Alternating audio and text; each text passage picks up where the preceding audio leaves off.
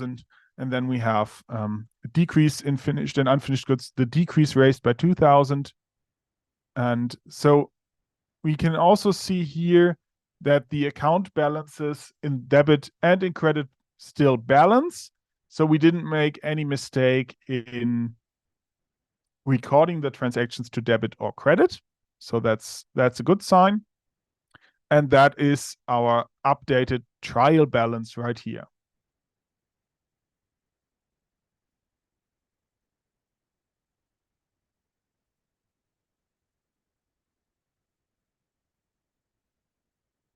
Task number 3.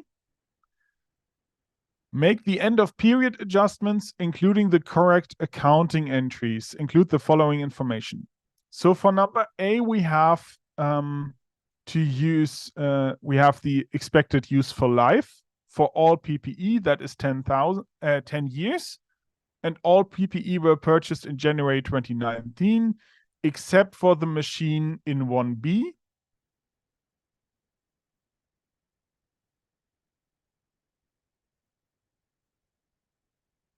So we have, for that one, the basic accounting entry for recognizing depreciation is depreciation to PPE. And in this case, we have 10,000 as the depreciation for the PPE. Why 10,000? Because we use the PPE before the entry of the 1B. Again, please. Because we use the depreciation, the PPE before the entry of the 1B. Yes. And we can see here that it was from our starting point that it was 70,000. And with a useful life of 10 years, that would make a yearly depreciation of 7,000, right? But why do we use 10,000 here?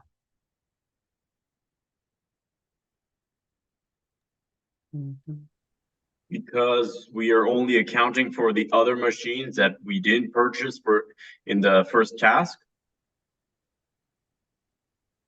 That is the second part down here. Oh, because they were bought in 2019, so it's been 3 years, and we are doing in 2022. Yes, we have here the from the task, we know that it was purchased in January 2019. And we have now the end of year 2022. So for the year 2019, 2020, and 2021, we already recognized depreciation. And in the account here, we only show the book value, the remaining value of the PPE, not the initial value. So we have to calculate what was the initial value. When we depreciated 3 years already on this for a useful life of 10 years, then this has a remaining useful life of 7 years. So that is a depreciation rate of 10,000 per year. So for the year 2022, of course, we have to recognize the same depreciation rate as it's linear, and that would be 10,000 per year. So that's why we depreciate 10,000 for the year 2022. And then we have the depreciation for the task 1B that I already mentioned.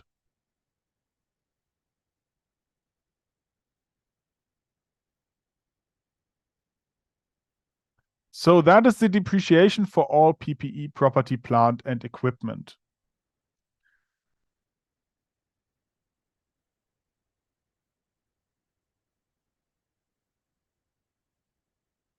For the loans on balance, except the loan of 1A, for 1A, we already recognized the prepayments and interest rates.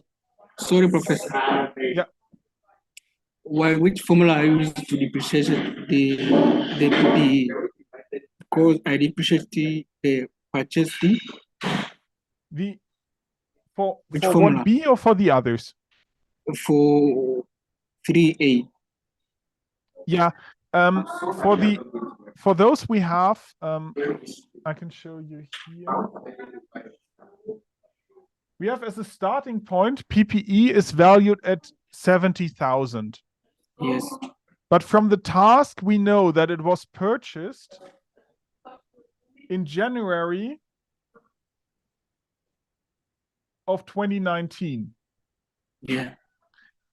Now we are at the end of the year 2022 and have not yet recognized the depreciation for the year of 2022. But we know that as it was purchased in January of 2019, we already recognized the depreciation for the year 2019 at the end of 2019, at the end of 2020, and at the end of 2021.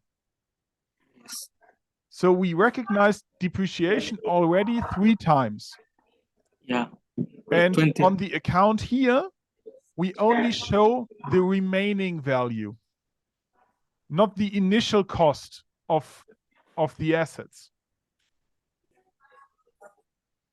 So as we already recognized 3 years of depreciation, we have a useful life of 10 years. So 7 years of useful life remain on all the PPE that is in here. And that means that we have 7 years still to go to depreciate those PPE to 0. And that would mean that we have 70,000 divided by 7 as a yearly depreciation rate of 10,000. That is why we recognize here 10,000 in depreciation. That is our yearly rate of depreciation.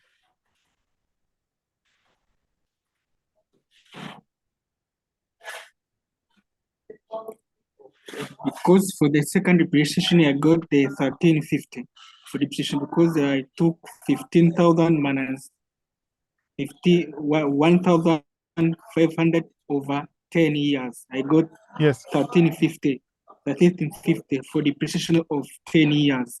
Yes. And you write 1,500. It's difference.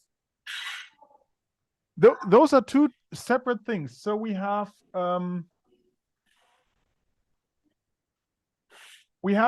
at the starting point here, we already have this property, plant, and equipment in here, and we separate that. So that is the one depreciation, the 10,000 per year. But now in 1B, we add another machine to the PPE that is not included up here. And we have that for 15,000 with also an expected useful life of 10 years. And we also have to depreciate that. But this one has a different yearly depreciation rate from this one, because this has been in the company for 3 years already, or 4 years at the end of 2022. So we have to separate those and have separate depreciation for that, which is why we have 2 depreciation accounting entries here that are different from each other. This one up here is for the 70,000 that we already have in our company. And down here, we have the depreciation for the additional property, plant, and equipment machine that we added in task 1B.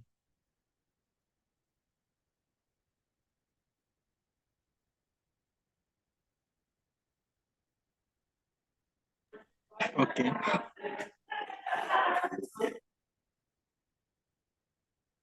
Then we have 3B, the loans on balance, except the loan of 1A. You remember the loan of 1A, we already recognized repayments and interest for that. So we don't have to include that again.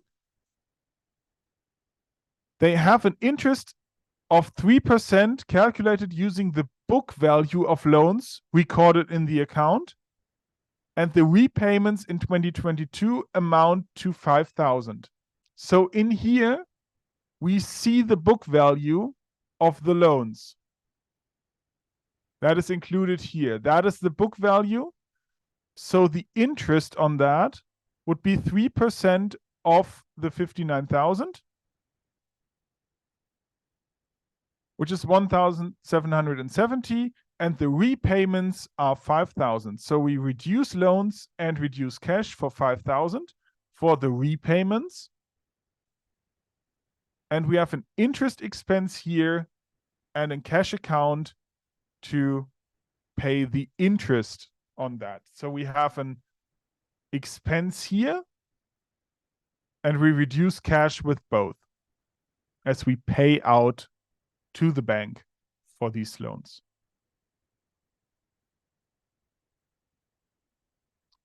Okay.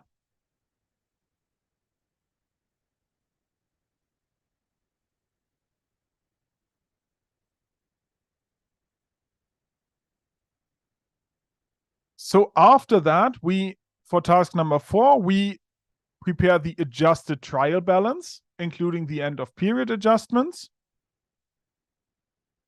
We do that up here in task 4, which again includes all the accounts here. We reduce cash again, and we can see the differences it made. Mainly down here in interest expense and depreciation. And again, the accounts balance. Debit and credit side is balanced, and which also means we didn't make any mistake in recording debit or credit.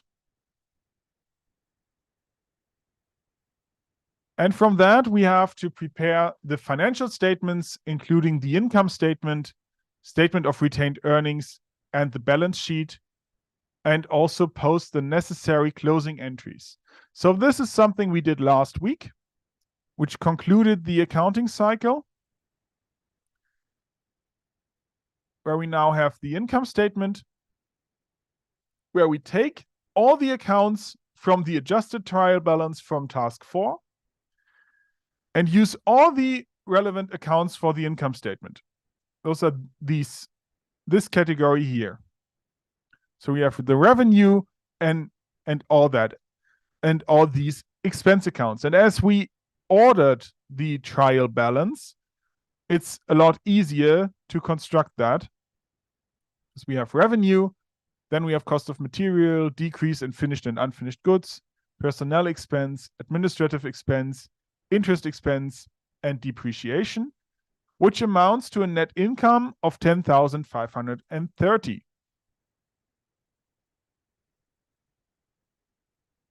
For the statement of retained earnings, we have the retained earnings at the beginning of the year. We can take that also from the trial balance in here.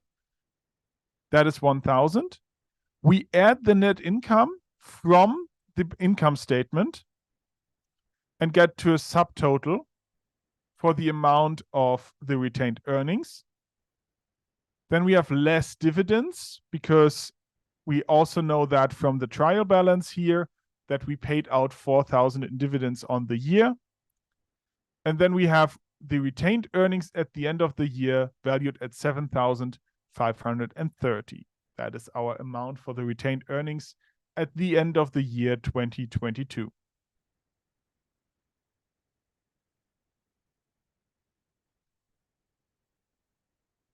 So for the balance sheet, we then have the accounts here from the adjusted trial balance,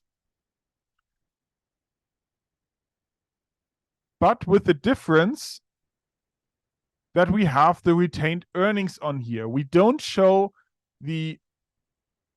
because we did the statement of retained earnings, we don't show the net income anymore. We show the amount of retained earnings here.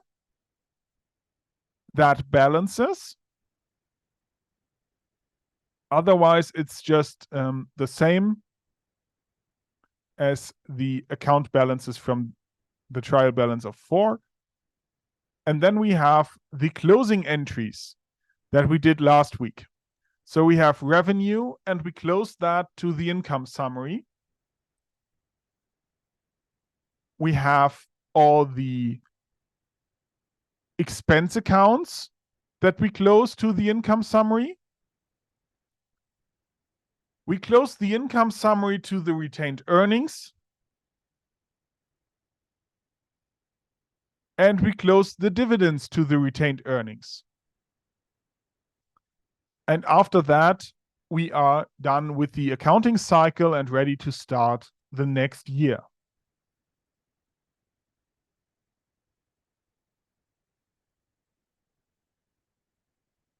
Okay, I will upload this Excel solution to the iLearn course after the lecture, so you can test yourself and see what the solution is.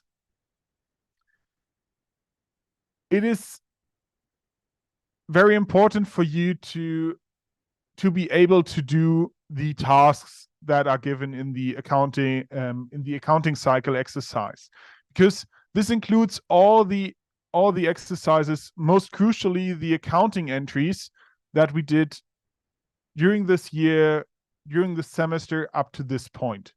So I think you can calculate how much time we spent on the accounting cycle during this term, during this lecture, and from that maybe derive how relevant that will be for the exam. So if you're not familiar with the accounting entries on here, if you can't construct the accounting entries for these tasks, or for the tasks that we had in the other exercises, you should really put time into repeating that and practicing the accounting entries, because those will be highly relevant and you will have to know them for the exam. Okay. Are there any questions up until this point for the accounting cycle exercise?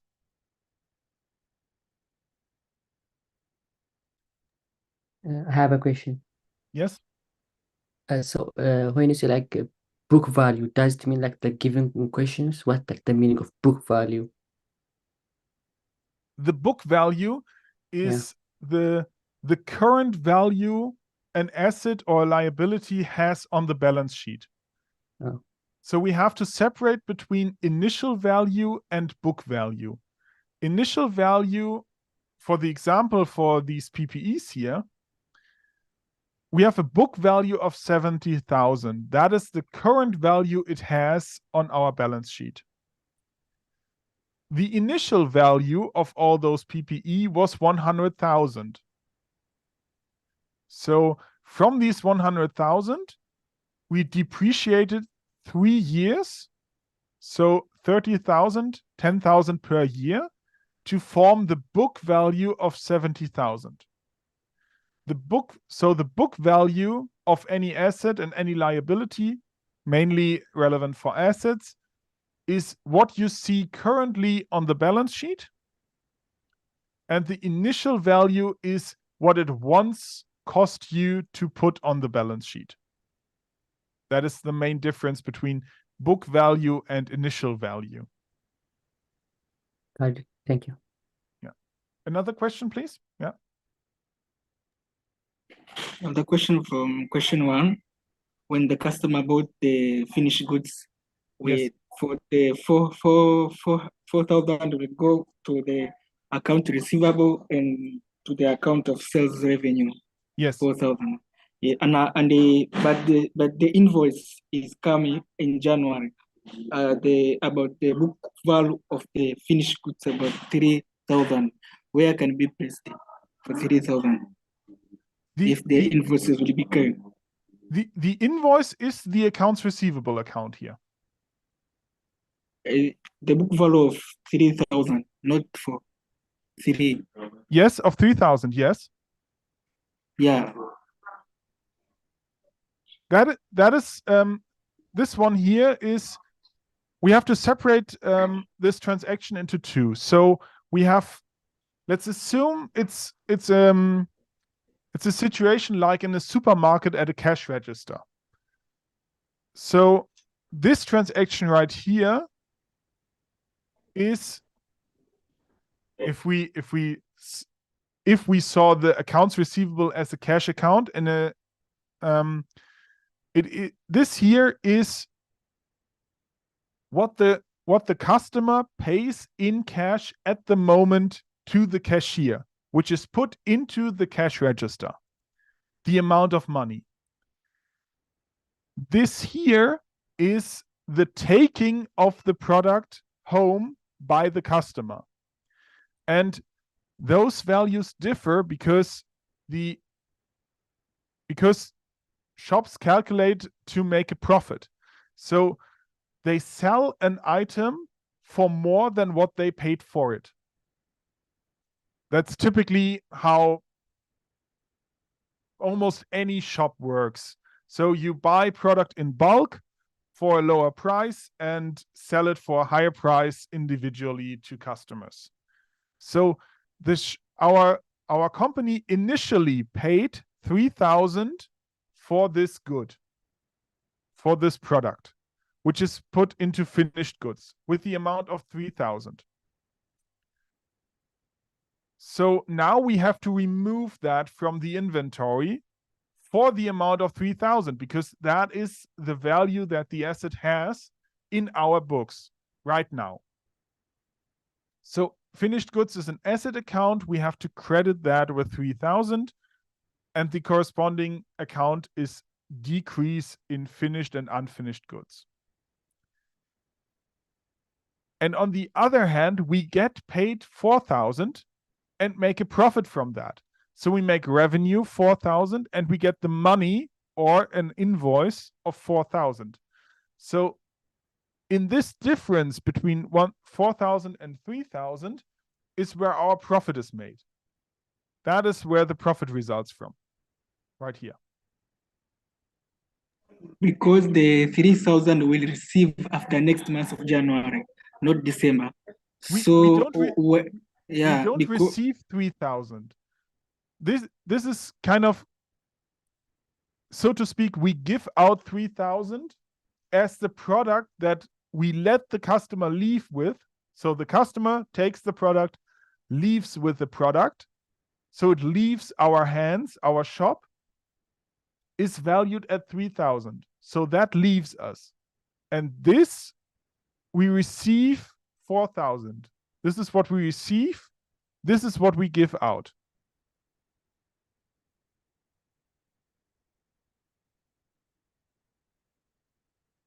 Does that answer your question?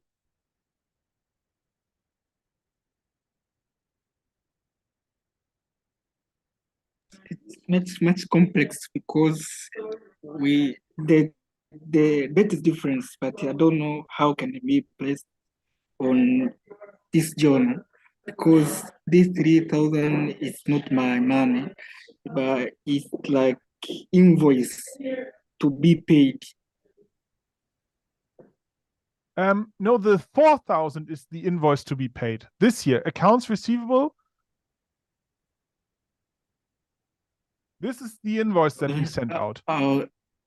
Yeah. And as we use an accrual-based system, we don't have to wait for the cash to arrive at our business. But we recognize the revenue at the point in time the sale is made. That is, so we write an invoice for 4,000. That is our revenue here, this invoice. We don't have an invoice or anything to do with the 3,000. The invoice is just up here for the 4,000.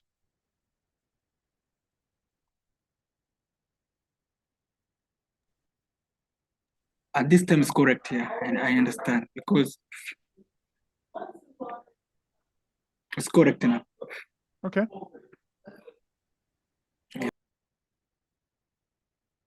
Okay. So are there any other questions to this exercise?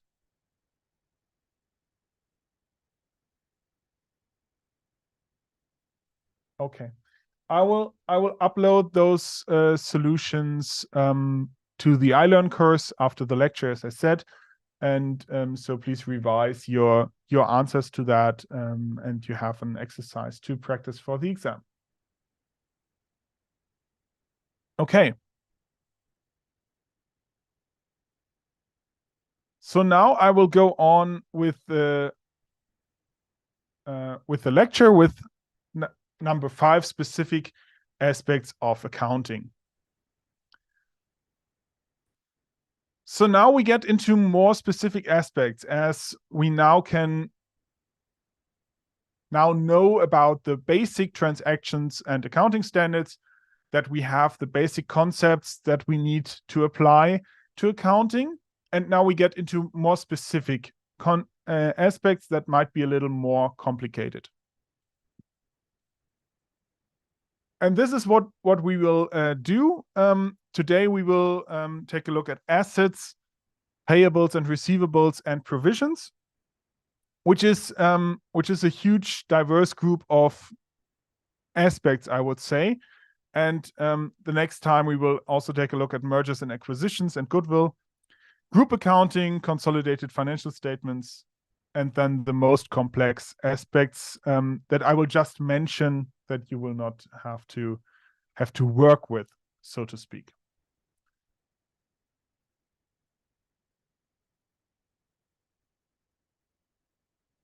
So for assets, we start with assets with an indefinite useful life. We already spoke about the useful life of assets when we calculate depreciation and all that kind of stuff.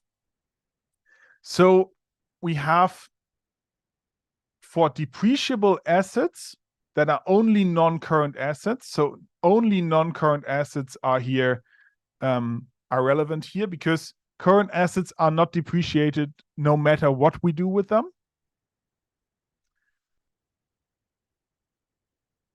We have, so it's only relevant for non-current assets. And we have a few prominent examples in literature that, I have to remove the camera a little bit. We have a few examples in literature and practice where we have an indefinite useful life. First of all, what does indefinite useful life mean? Any ideas, or what that could mean? It could probably last us forever. Yes, forever. Going concern principle, one of the basic aspects of accounting, we assume that our business will run into eternity and keep functioning until into eternity. So now we also have assets that will last us probably over the whole course of the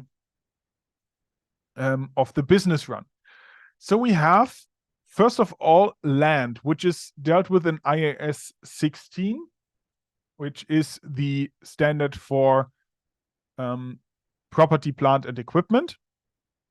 By the way, all the IAS standards I put on these slides are for your information. If you want to look them up, you can, and if you want to look at them in the original text, you can do that under those links. The PDF files for almost all standards are available online.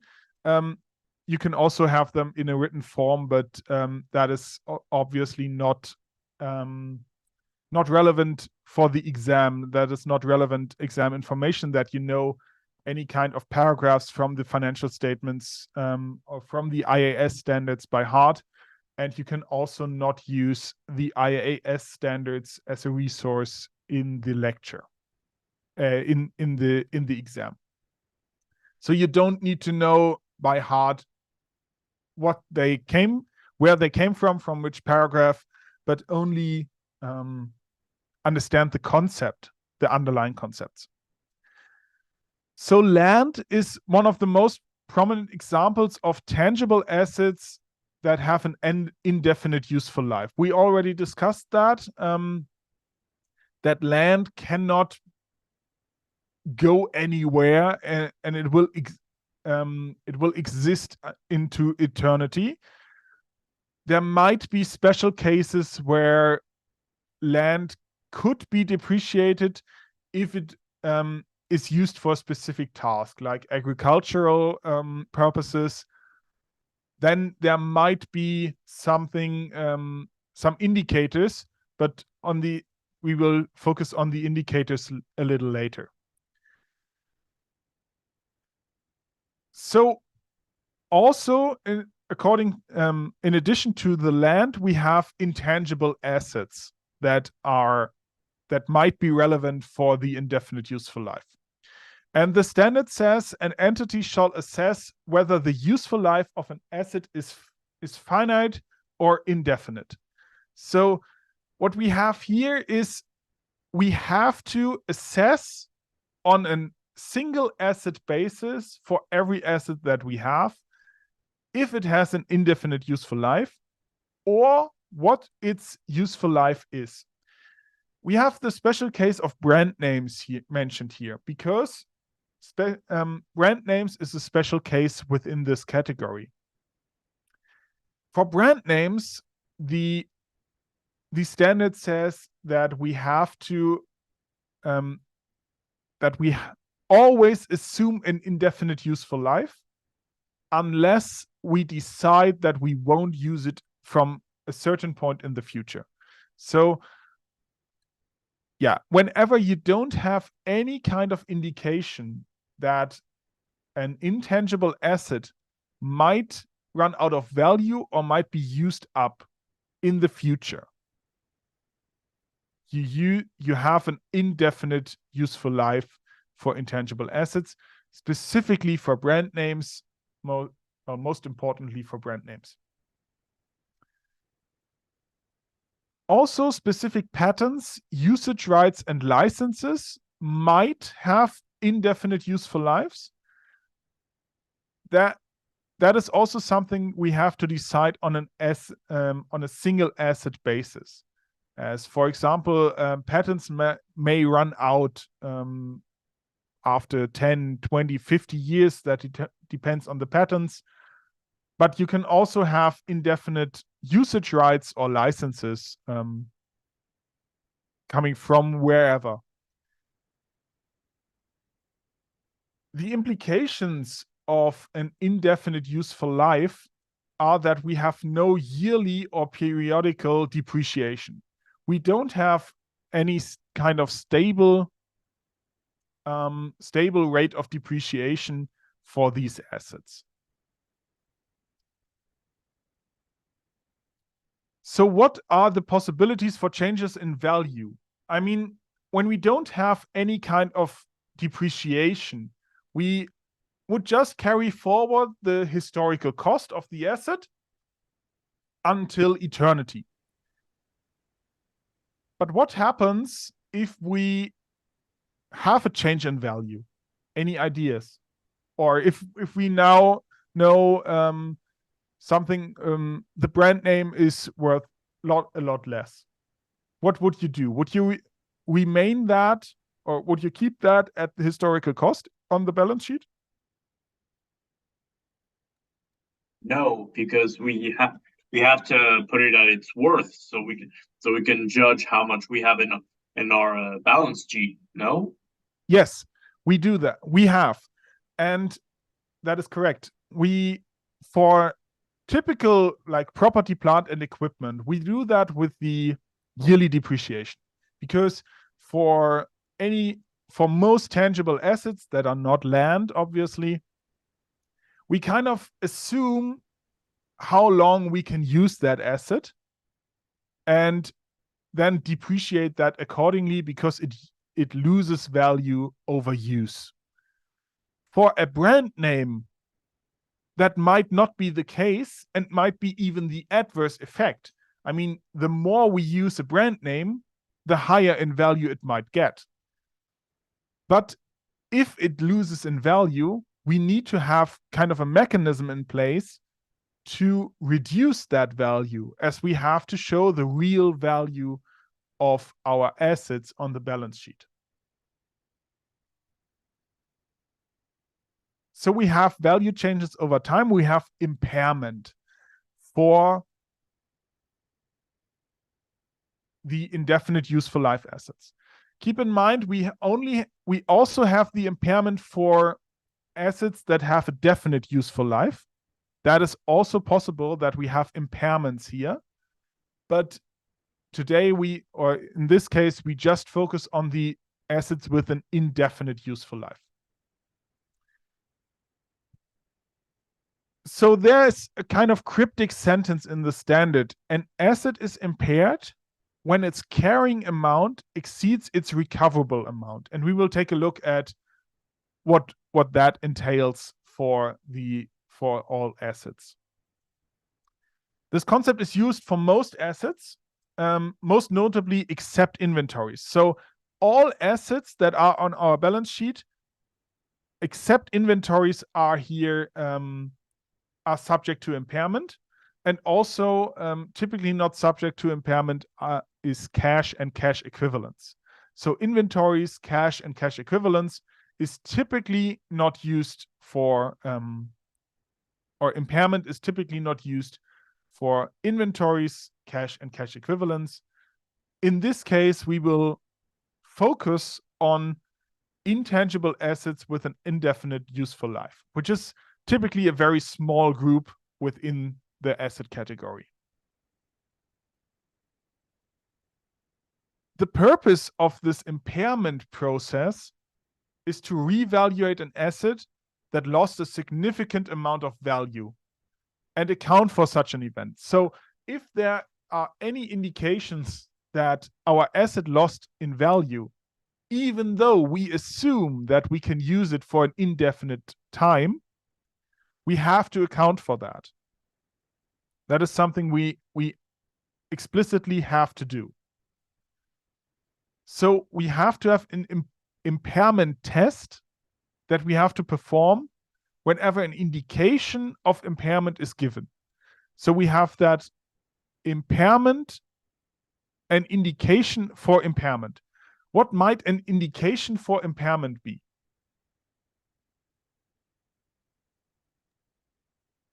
For example, when a machine breaks down or has an accident. Yeah, perfect. That is a prime example for a PPE asset having an indication for impairment. Yes, like I said, I think in a lecture before, when a forklift just drives straight on into your machine, that machine instantly loses in value. Either it's completely gone, or it has a major damage. So when you don't repair that or can't repair that, so it's a lasting damage, that is an indicator or an indication for impairment, and we have to account for that.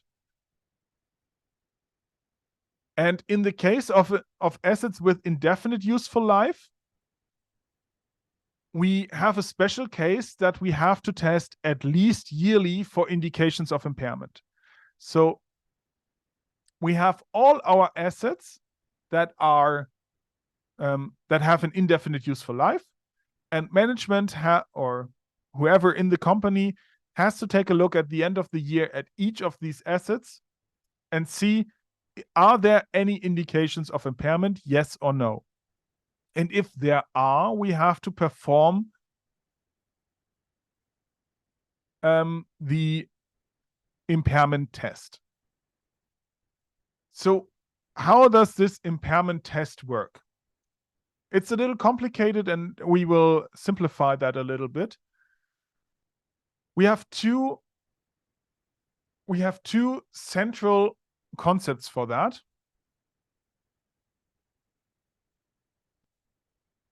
We have two central concepts. One, we have the carrying amount, and second, we have the recoverable amount. The carrying amount is what we called in this before the book value. So the carrying amount is what we show on the balance sheet currently. That is important, that our carrying amount, we know that. We know that at any given time when we take a look at the balance sheet. That is always a given, the carrying amount here. The recoverable amount is then what the value of our asset currently is. And if the recoverable amount is lower than the carrying amount, we have an impairment or indication for impairment. So in this case, in our case of the machine that is damaged by a forklift, we know that it is valued at, let's say, 10,000 euros on our balance sheet. That is the carrying amount. But on the other hand, we now know that when we give that to waste disposal or sell it as scrap metal, we only get 1,000 left. We only get 1,000. So that would be the recoverable amount. And if in this case, the recoverable amount is lower than the carrying amount, so we have an impairment here. How do we get to that recoverable amount? And we have two examples or two different values that we have to compare for that. Fair value less cost of disposal is the value when we sell it, the value on the open market. In our case, scrap metal may be worth 1,000 euros for the machine because someone can forge something else out of the metal and will buy the scrap metal from us. That would be the fair value less cost of disposal. The value in use would then be what we will gain from the asset in the future. So what we gain from the asset in the future will be the value in use. In our case, the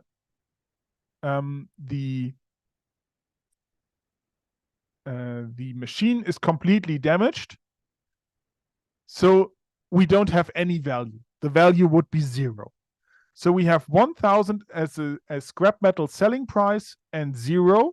We take the higher of the two as the recoverable amount. So our recoverable amount is 1,000. The carrying amount is 10,000. So we have an impairment of 9,000. Okay?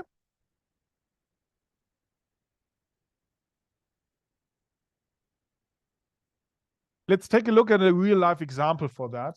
Yeah. Question? Is there a question? No. Okay. Let's take a look at a real life example for that. And I just give you a couple of minutes or a couple of moments to read that.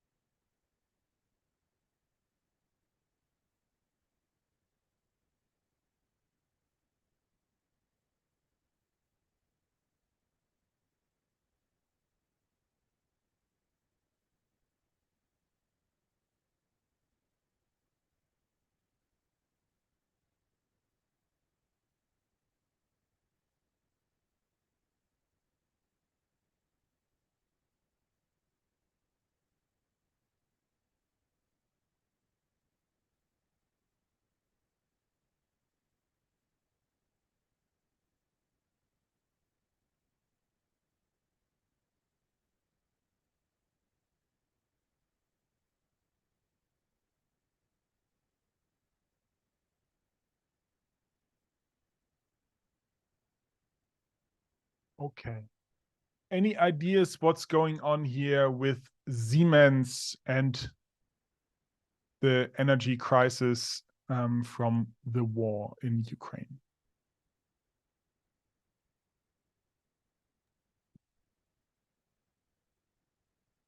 There was a big loss of their stock. At Yes. least, Of whose stock? Siemens. In this case, specifically Siemens Energy. So we have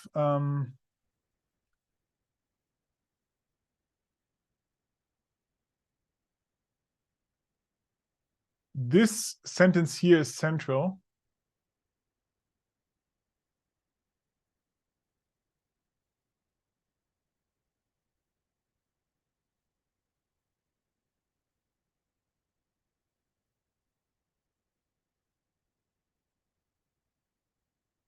So we have here the in fiscal year 2022, our investment in Siemens Energy AG was impaired by 2.7 billion because of net losses in the share. So in this case, an investment was impaired for Siemens. And as you can see, it's 2.7 billion euros. So it's a huge loss that was then included in the income and loss from investments. So that took a hit on the income statement. So impairments can have a real impact. And to see the higher impact, we will take a look at another example that you might have or that you might know. Take a look at the right, please. Here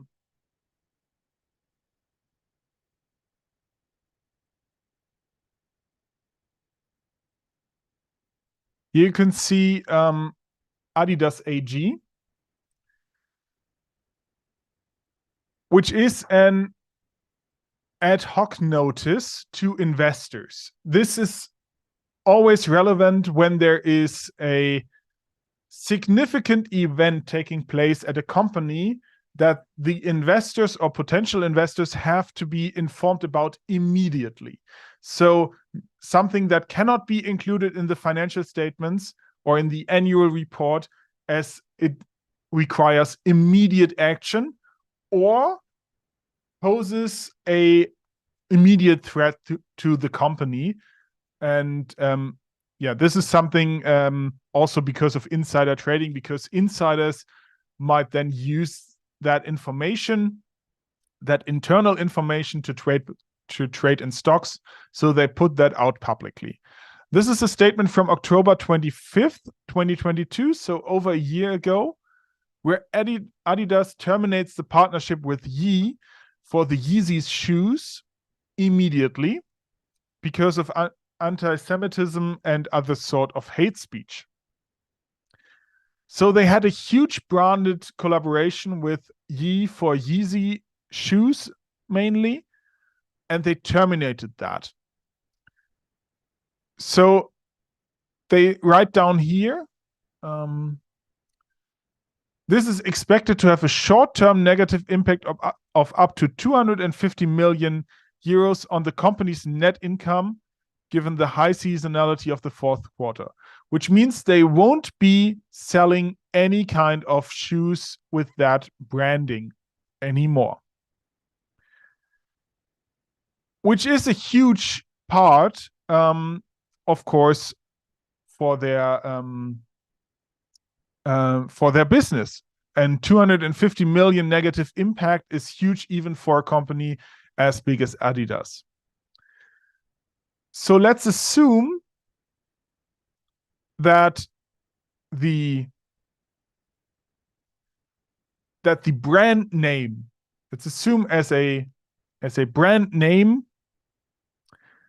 Yeezy shoes was bought and recognized by Adidas as a brand.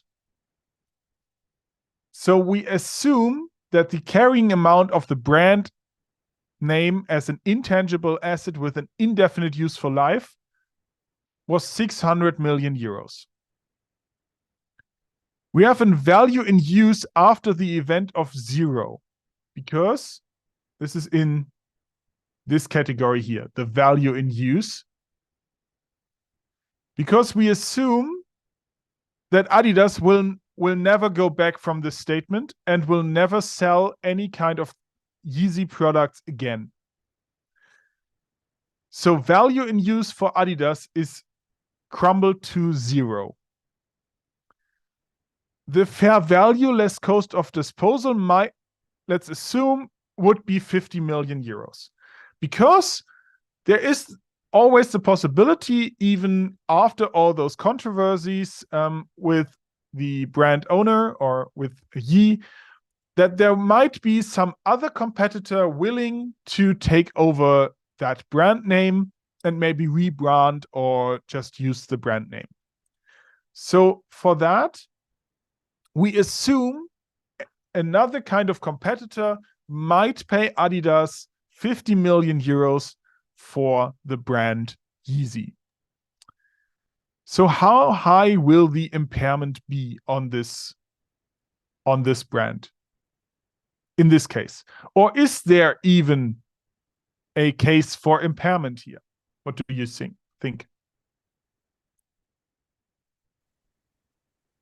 There will be a loss of 550 million euros. Yes, that is the impairment that we have to recognize, because when we go back to our impairment test here, we have a carrying amount of 600. We have a fair value less cost of disposal of 50 million. We have a value in the use of 0. So our recoverable amount is 50 million. And we have to write off or impair 550 million euros. So our new carrying amount after this impairment would then be what? 50 euros? 50 million euros, yes. Yeah, 50. 50 million euros would be our new carrying amount for the next period. So that is a huge loss that we will have to take into account then also on the balance sheet, on the balance sheet and also on the income statement, because the 550 million euros in loss and in impairment will show up on the income statement. There's a raised hand in the yes. So other questions, Mehul? So for impairment, will be on credit or debit? Sorry again, please. For the impairment, it will be on a credit side or debit side? The impairment, that would be, we can do that. The impairment then, if we want to book that, would be impairment loss to brand name. So the asset we have on the credit side and the impairment loss as an expense account on the debit side. So that would be then impairment loss or impairment, whatever that account might be called in that specific company. Let's call it impairment loss. Impairment loss to brand name 550 million euros. So the new carrying amount of brand name, after we reduce that by 550 million, would then remain at 50 million. So for it to be on debit for trial balance and debit on balance sheet, both debit side. No, the trial balance just composes all accounts that we have on the in the company, and those separate into balance sheet accounts and income statement accounts. And in this case, we have one income statement account that we have then on the debit side. The expense account impairment loss is an expense account from the income statement that we debit that with 550,000. and we credit the asset account brand names, that is a balance sheet account, also with 550, and we reduce that asset account. And when we debit the expense account, we raise that expense account. So the expenses increase and our profit ultimately decreases.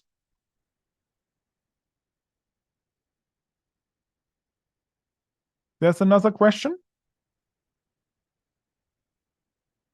Yeah, I wanted to ask if the value in use is already €0, how are they planning to like sell or take over by another company for 50 million? That's a very good question. The value in use is specific to our company. So the value in use would be specific to Adidas. And because Adidas decided to never sell any kind of product under that brand name again, that would be then a value of use specific for Adidas of 0.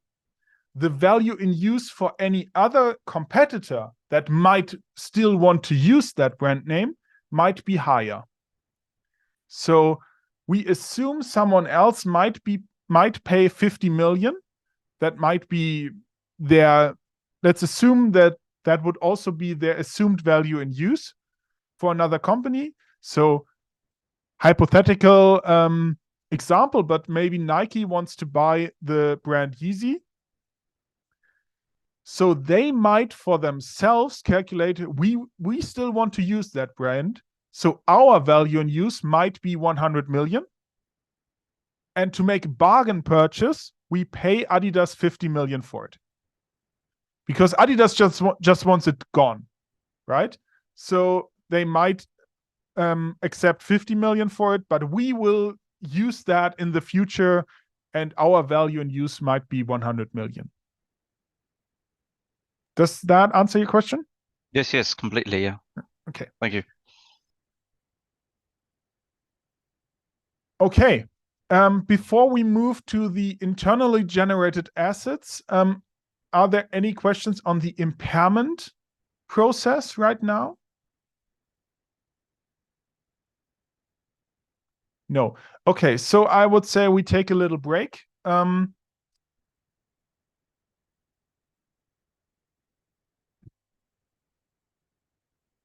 think we will take a break until for 20 minutes.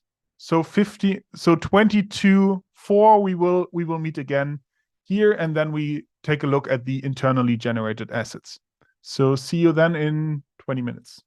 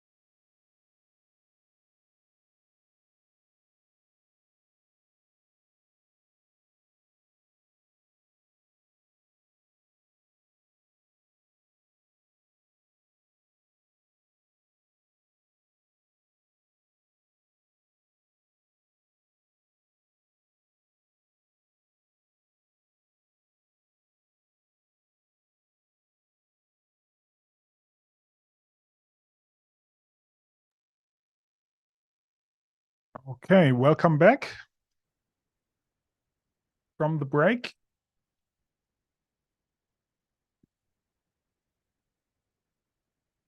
Yeah, we come back.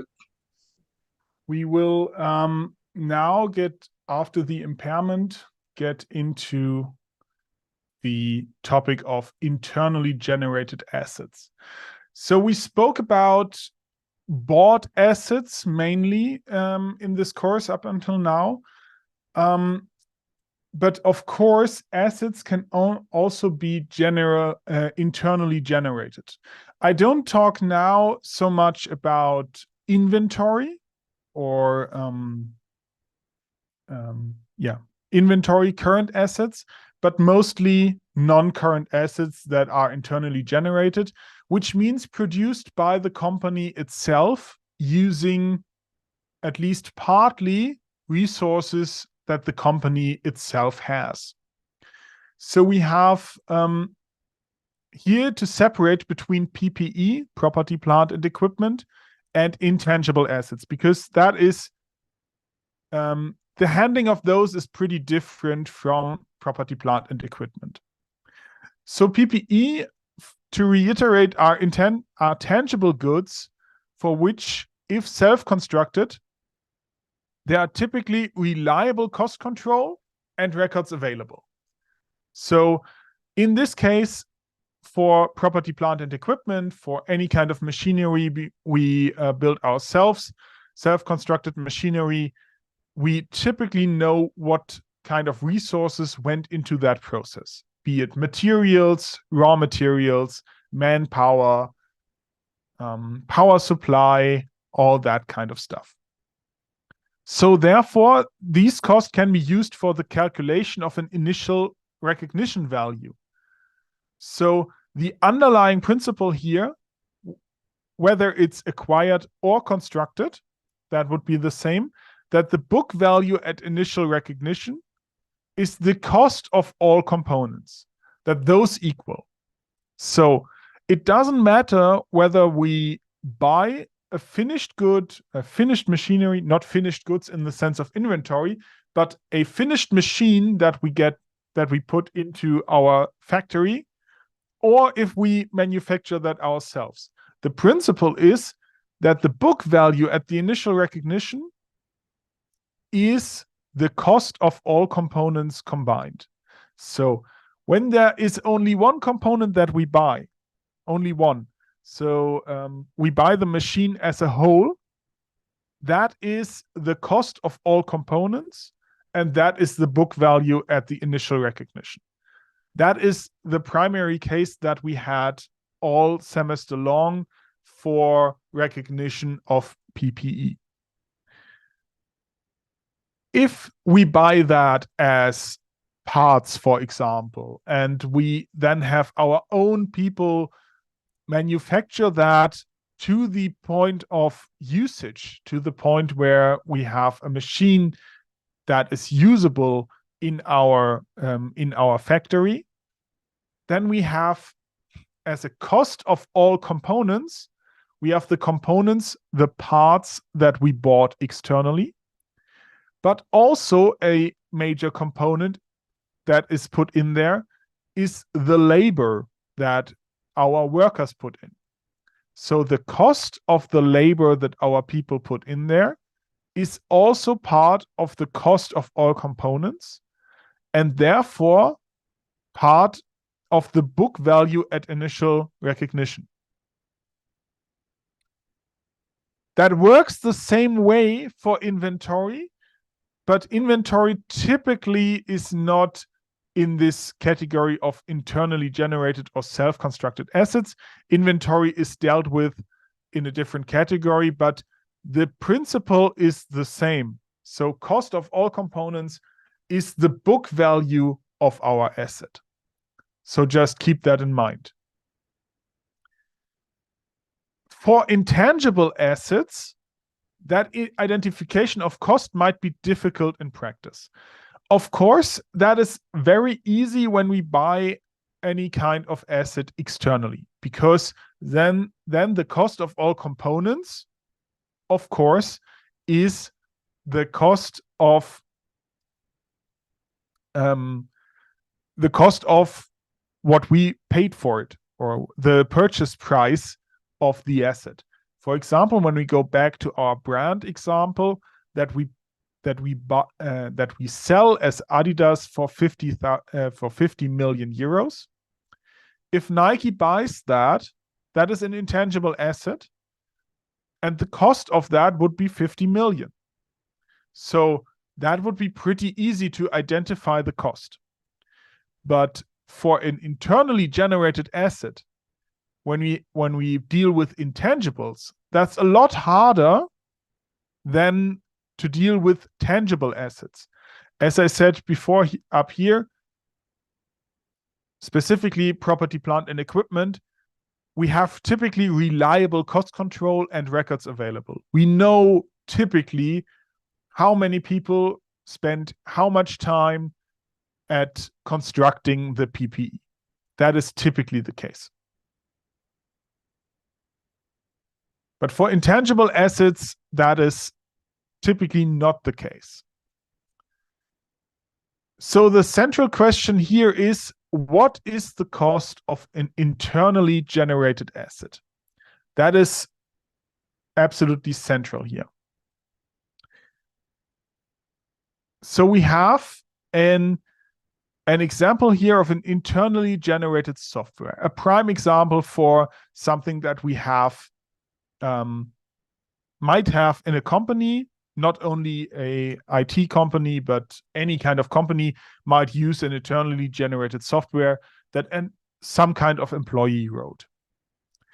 So we have recognition requirements for assets. Those are generally the same for assets. It has to be controlled by the entity as a result of past events. In this case of the internally generated software, typically the product or the inventions of employees belong to the company. So this is controlled by the company.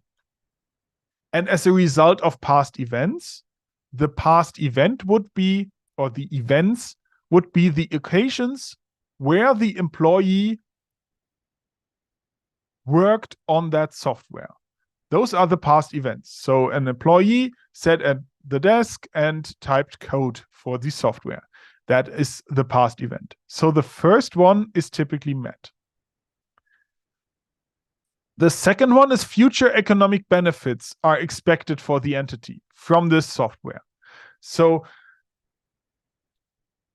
and also a future economic benefit or economic benefits we dealt with as mostly in the form of money, in the monetary way. That is true, but also in a broader sense. In this sense of an internally generated software, it might be just a more time-efficient way to work for employees through this new software. So employees save time because they can use this new software. And that is also a future economic benefit that we expect from the software. So both are met, but then we have to separate into a research phase and a development phase. And this is where it gets a little complicated, because only the cost from the development phase may be recognized as an intangible asset. The cost from the research phase must be expensed. And if no separation is possible, all cost is expensed. Can you imagine why there is this kind of distinction for internally generated intangible assets? Why that might be?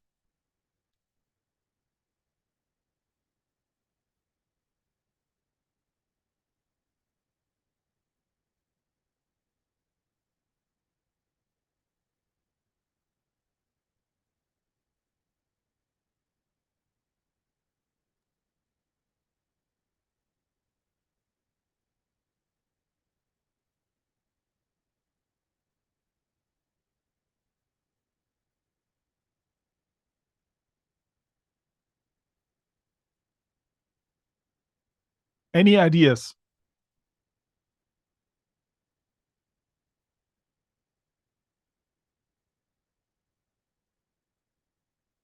What is it? I mean, Sorry. the reason could be the research. The company has to spend a lot of money or a certain amount of money for the research, and not always that would result into an asset or that can be used by the company. So research are not, I would say, that fruitful, or doesn't usually give out like the desired outcome what it's supposed to. So it just drains out more and more financial assets from the company, and that's why it's considered as an expense rather than an investment, I would say. Yes, that's the perfect answer. We don't expect research as such to necessarily lead to something. So research, there are two parts to that. One, what he said about the leading to something. It might not always be fruitful. The other part is that it might not be possible to put a specific piece of research, whatever that might be, to a specific product, to a specific asset, intangible asset that we have.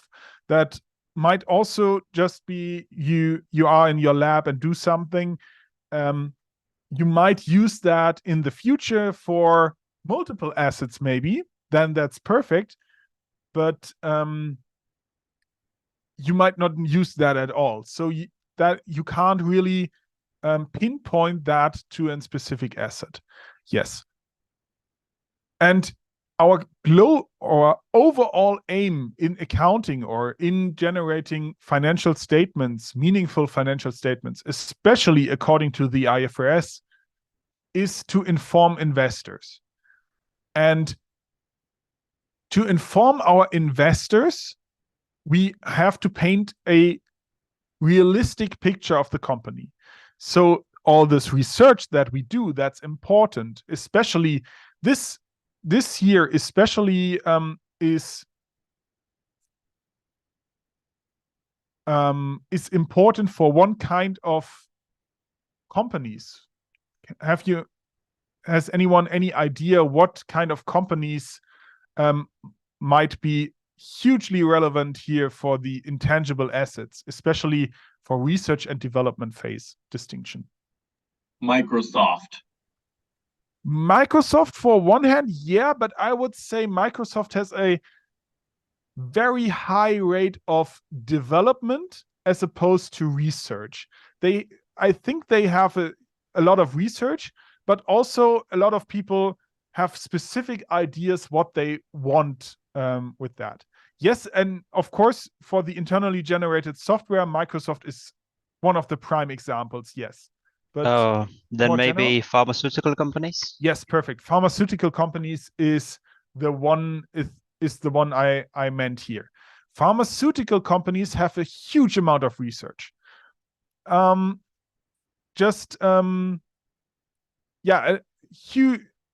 Any kind of disease, you have a lot of tests, a lot of research that might not lead to anything. Then you branch out your research, another team takes over, does another research phase and all that. And maybe at some point you get to a point where you get a specific idea for medication or vaccine or whatever that then might be developed and tested in studies and all that. So then it enters the development phase. But the research phase in that type in pharmaceutical companies is extensive. And it may not lead to anything. So if it doesn't lead to anything, it's not an asset because we assume future economic benefits are expected for the entity. That is one recognition requirement for assets. So we have to have here future economic benefits that are expected for the entity to flow or to be generated from that. And in a research phase, in a general research kind of view, that is just not possible to expect that with a reasonable certainty. Well, just imagine 50-50 maybe, or 70-30, something like that. But that is then up to management when or at what point in time your efforts move into a development phase.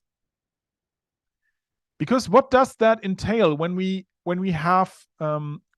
recognize research and development? If we recognize both, in the case of a pharmaceutical company, we would raise our income because we inflate earnings, and with that, as you can imagine, we inflate our assets. Assets on the one hand rise up, increase, and for the accounting equation, when we take a look back at that, assets equal liabilities plus equity. So we increase our assets. We increase our assets. We don't increase our liabilities because we have no liabilities stemming from that. That is also increasing our equity. And when we increase our equity, that's seen as positive for the company, of course. And it also raises the income of our company for that period where we do the research. But who decides how much research expense you have? That is something that is not very transparent for most companies, and most companies don't want that to be transparent.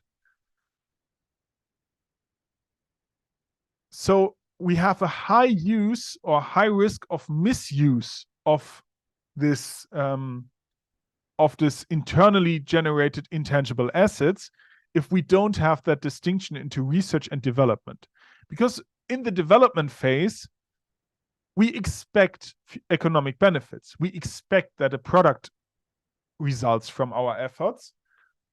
So at that point in time, we can start recognizing an asset, but not in the research phase.